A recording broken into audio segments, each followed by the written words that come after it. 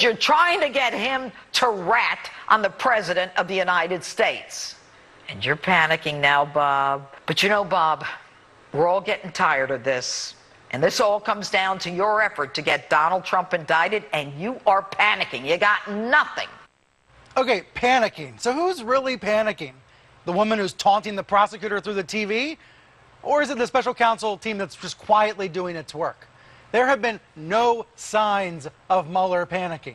But notice how Pirro fed that idea. She fed it to Rudy Giuliani a few minutes later, and then he happily repeated the panicking thing.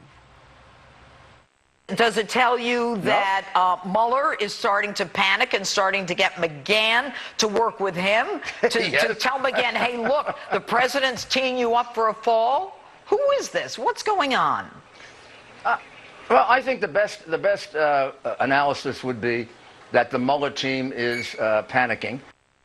Okay, so do you see how this works? Do you see how the echo chamber or the mirror maze is happening? Now it's Mueller panicking. That's the new talking point, even though it's nonsensical. And speaking of nonsensical, Rudy Giuliani's TV tour is continuing. It's on Meet the Press this morning, and apparently there's a new form of alternative facts. The new line replacing alternative facts is truth isn't truth. Watch. I'm not going to be rushed into having him testify so that he gets trapped into perjury. And when you tell me that, you know, he should testify because he's going to tell the truth and he shouldn't worry, well, that's so silly because it's somebody's version of the truth, not the truth. He didn't have a conversation Truth is about... truth. I don't mean to go like... No, it isn't truth. Truth isn't truth. The President of the United States says, I didn't... Truth isn't truth. Mr. Mayor, do you realize what... No. This is going to become a bad meme. Don't do this to me. Don't do truth isn't truth to me. Truth isn't truth? Okay, fine. Maybe we should all be panicking. I'm kidding, of course, but let's try to talk through it with Sabrina Siddiqui, political reporter for The Guardian, Carlos Lozada, the nonfiction book critic for The Washington Post, and Susan Glasser, a CNN global affairs analyst and staff writer with The New Yorker. Susan, what are the history books going to tell us about this weekend? Well, you know, Brian, in some ways, I still feel like we're in the early chapter, maybe not the prologue, but the first chapter of the Donald Trump story. And, you know, we've hardly seen, for example, what the Mueller investigation is really going to result in. But there's just no question. I'm glad you highlighted what appears to be the increased Trumpian worries on his Twitter feed and his public statements. It looks like he is freaking out in a way that we haven't seen throughout his presidency. So, you know, I do feel like we're entering a new stage here. And, you know, people often compare Trump to a reality show. But to me, it's almost like the unreality show that's really kicking in here. Truth isn't truth. It's Mueller who is like McCarthy. It's the others who are panicking. It's really the opposite of reality that Trump is foisting on us at this point in time. Sabrina, what's your take? Well, look, this is a White House that has been navigating from one controversy to the next since the president took office, and much of the crises that they've encountered have been of their own making. Now, obviously, the Russia investigation has cast a significant cloud over the Trump presidency, so much that it has really distracted from his legislative agenda. Outside of tax reform, there's been no deal on health care, no deal on trade, no deal on immigration, no deal on infrastructure. The list goes on and on. There's not really a coherent foreign policy strategy either. So all that the president really has left is to try and harden his support within the base. And so a great deal of that requires a helping hand from Fox News and other conservative-friendly media outlets to try and essentially create an alternative narrative, call it the alternative facts universe, if you will, where he is successful, where Russia is not a factor, and where, frankly speaking, truth isn't truth.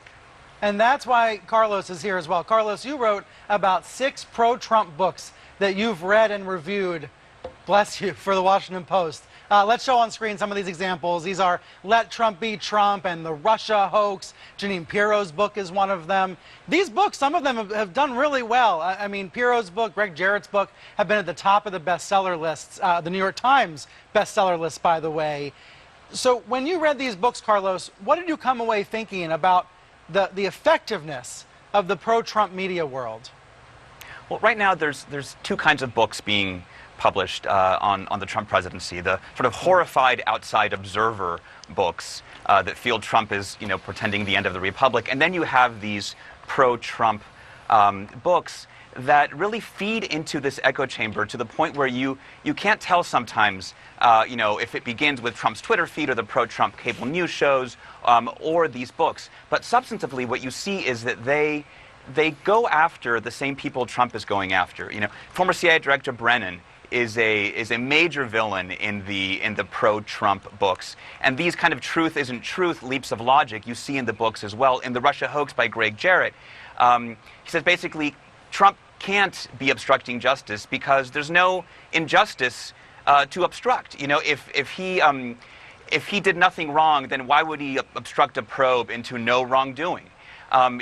This is the kind of logic that you see materialize in these books. Well, logic, or I guess logic in quote marks. But did you find these books to be persuasive at all? Can you understand why readers would come away feeling, hey, my guy's the victim of a deep state plot?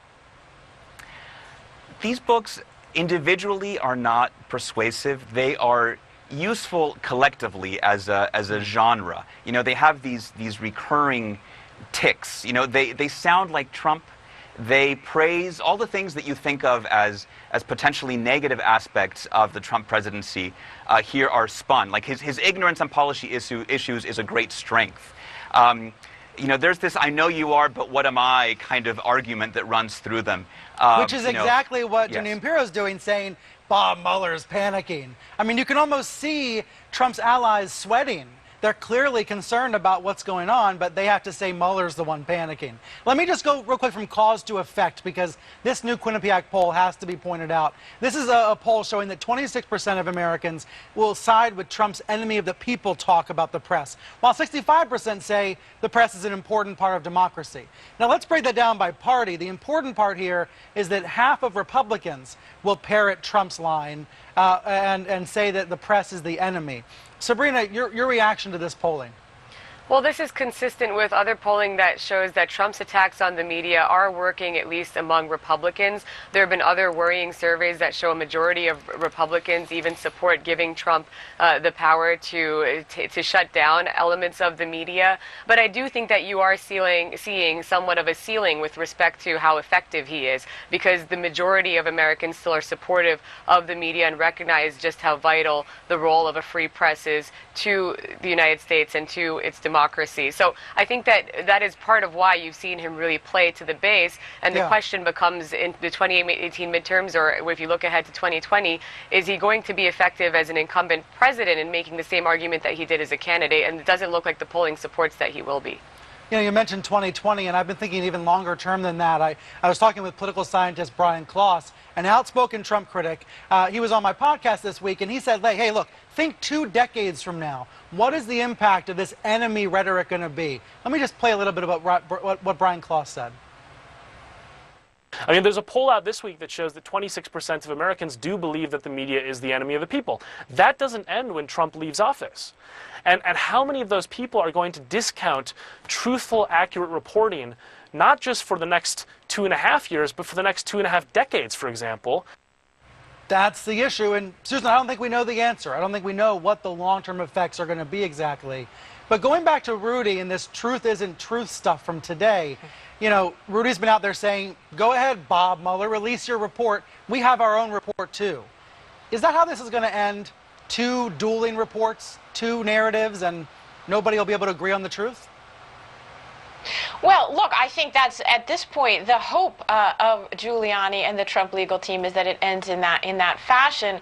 What we don't know, of course, is what are the results of the November midterm elections going to be, and the timing of Mueller's report and what is contained in it. And if there is a change in the control of the House of Representatives, as now seems possible, if not likely, you certainly are going to see a much different approach from Congress and hearings. I believe that there will be overwhelming pressure on Democrats from their base to launch impeachment hearings. And so you could start to see an entirely different process kick in here. And by the way, speaking of unreality, that's why you have President Trump right now trying to create, in addition to his narrative around the rigged witch hunt, selling his supporters on a whole different alternate reality, the idea that not only is there not going to be a blue wave, there's not going to be a red wave either come this fall. That there is going to be a red wave, right?